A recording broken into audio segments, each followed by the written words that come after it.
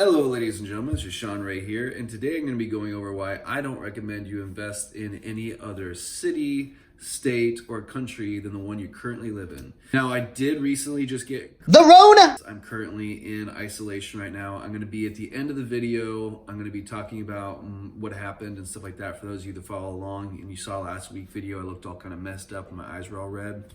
I guess it's because I had the Rona.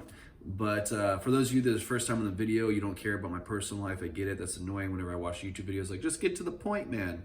I'm not going to bore you with that. So if you guys want to hear about that, stick to the end. These are the 5 reasons I recommend you don't buy a place in Tulum or anywhere else for that matter outside of your backyard. First reason, you want to be hands-on. The reason why is that your first 5 properties are going to be kind of weird. Like your first 1 or 2 for sure, but your first 5 properties, it's going to be an adjustment with what you're currently doing for work, your lifestyle, your relationships, your goals, whatever it happens to be. You're going to always want to be checking your cameras and make sure your place isn't getting burned down. You're always going to be checking your messages, even though you have a person checking your messages and sending messages for you, hopefully with a property manager, but you're still going to be super like you're hands-on. It's hard for you to let go of such a big investment, especially after you spent so much time like planning this.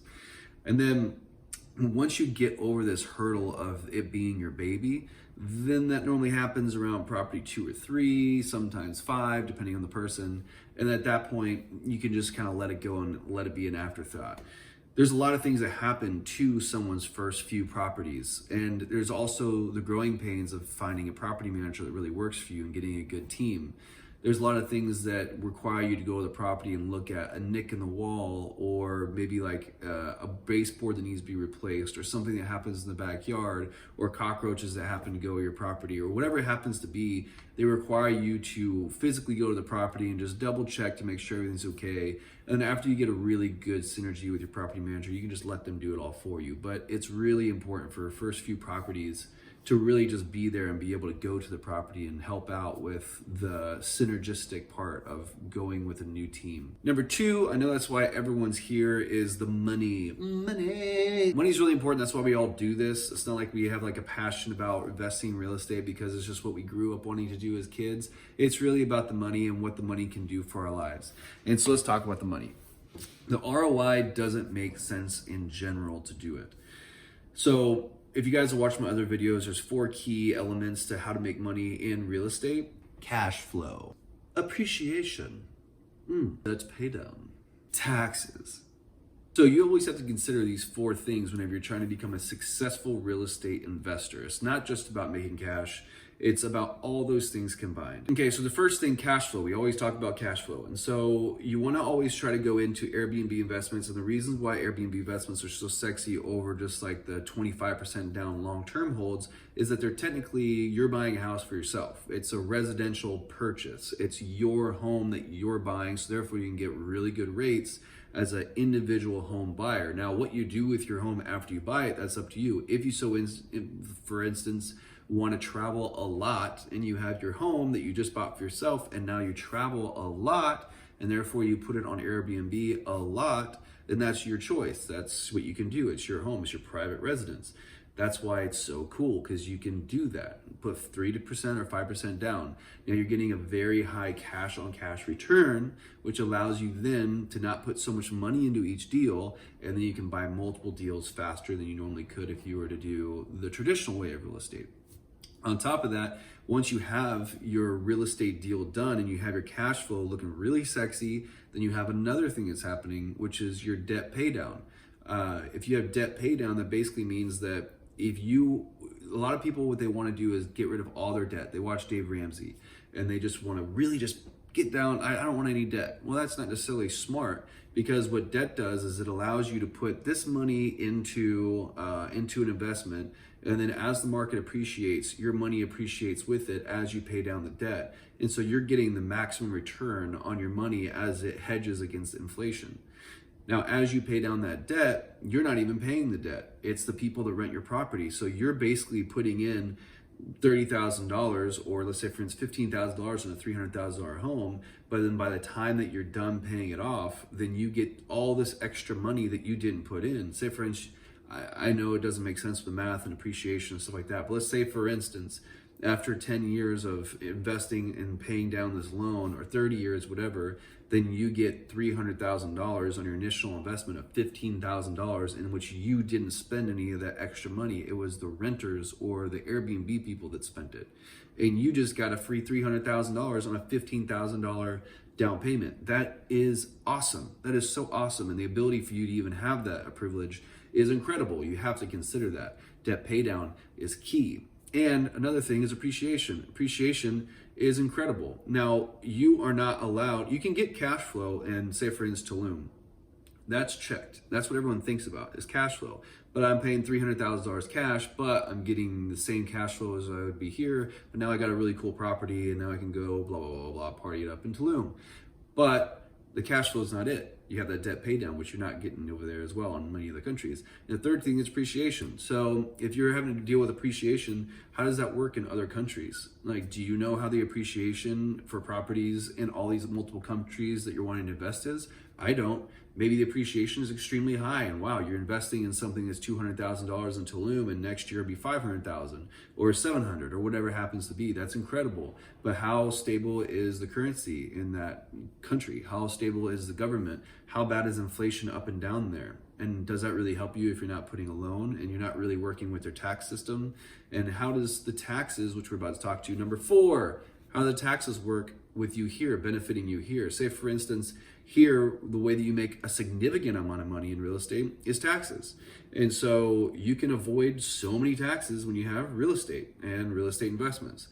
Now, if you have property in other countries, how does that work with them and here? Now, say, for instance, here, if you have multiple properties and they're creating you income, then actually helps you get loans. You can put that you have rental properties and leases on these properties that are Airbnbs, and not only could you, now you would assume that you can't get another property, but that's not the case. Now you can get more properties, and they give you more lending abilities.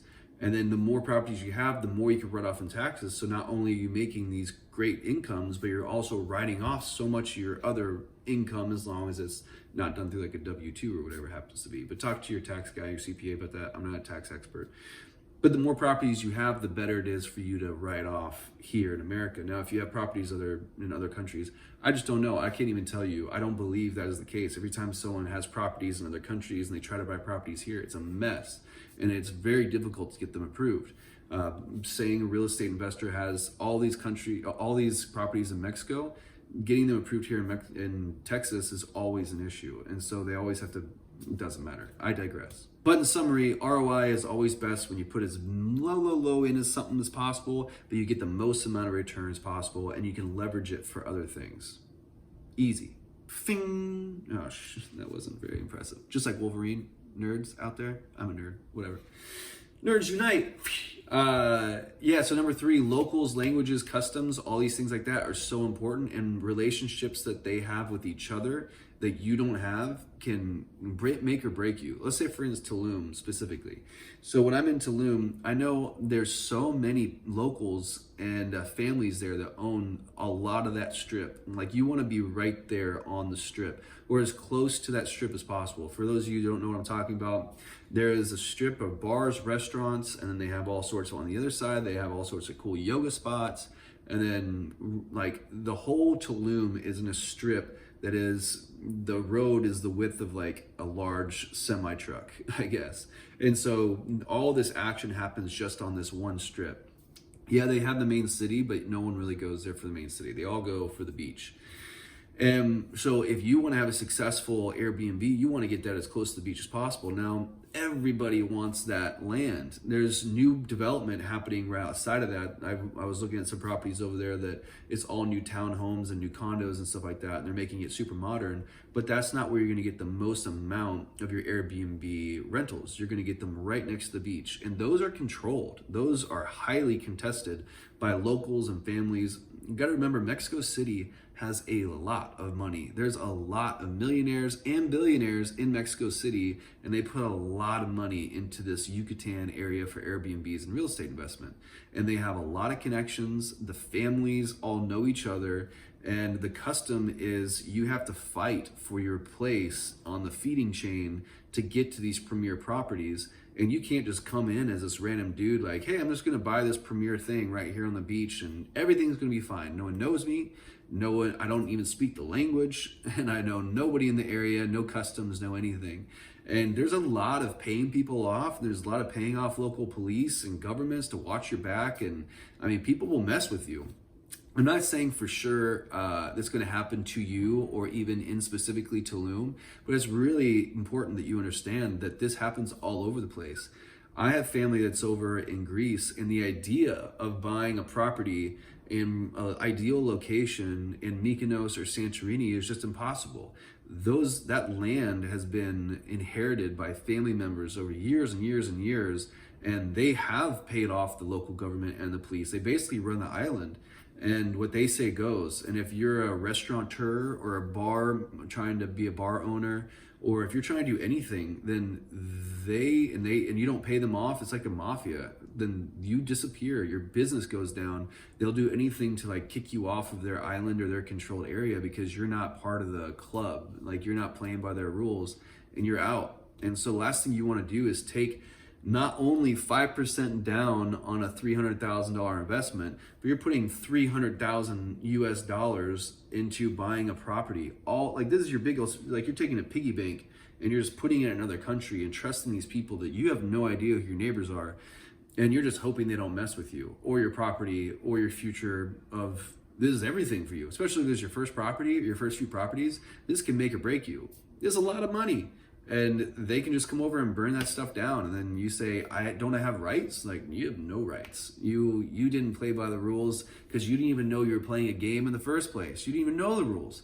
And you have now lost. And so locals and customs and things like that, man, you have to be really careful with that, especially in certain countries, because they will kick you out, whether you like it or not. Number 4, kind of touched on this in the previous one, but long-term expansion. You got to think big. You got to think about like, what is my goal in life? Not just what's my goal for the first property and how cool it would be to be able to party on the beach somewhere in Costa Rica, Tulum, Greece, whatever it happens to be. You got to think about long-term.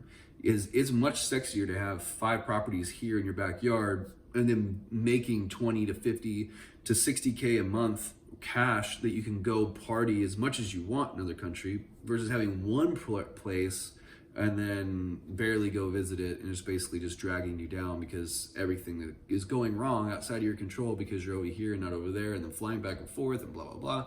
But the fact is that if you're trying to buy a property here, then each property snowballs into another property. And if you're buying properties overseas, that doesn't really help you out with your future expansion here. And so, like I said in the previous one, when it comes to taxes and when it comes to write-offs, when it comes to getting higher loans and all sorts of stuff like that, the more properties you have, the easier it is to get more properties. It's so crazy, right? So the more debt you have, the more they can hold your feet to the fire so you can get more debt. The more properties you have, the more you can write off in taxes and the more you can have stated income and all sorts of fun stuff. And so it's so good to build your real estate empire here and then go spend that money if you want somewhere else to have fun. I mean, you know how much money it takes to have a great time in certain parts of Mexico, Thailand, Vietnam, Philippines? It doesn't take a whole lot. Like Croatia, Serbia, Prague, you go to these places with the money that you're making here from your local Airbnbs and you party over there and you're like a king or a queen or whoever is watching this.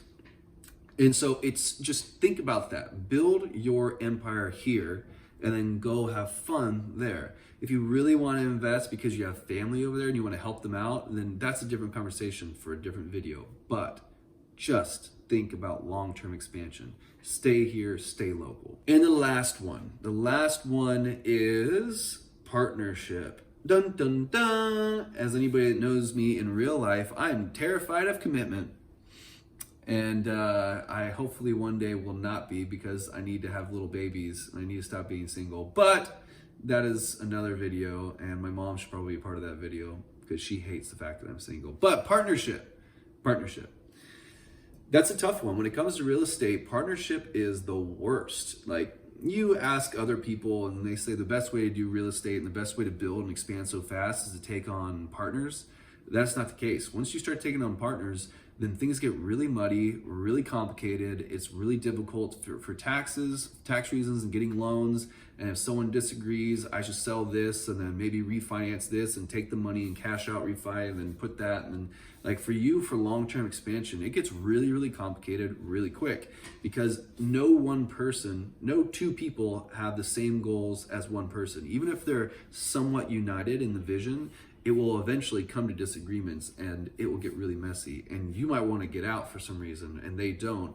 And next thing you know, you're stuck with holding the bag and you're losing money. There's so many reasons why you just don't do partnerships. If you don't need to do a partnership, don't do a partnership. And you don't need to do a partnership to start Airbnb here. Now, to go to other countries, you need a native there or someone that was born in the state that they're in or the country or whatever it is. Then you need partnerships. And then partnerships with someone that has a completely different custom and a completely different way of looking at money and investing, and it might just be a mess. I have a lot of family members, like I said earlier, in Greece, and all they do is bicker and fight about land and whose right it is to have this and that, and then what we should do with the land. And it's almost better just to leave the land by itself and never build on it because no one can agree with what the thing is to move forward. Because everyone has a different idea whenever you're talking about different customs in different countries. So anyways, partnership is a mess. Don't do it.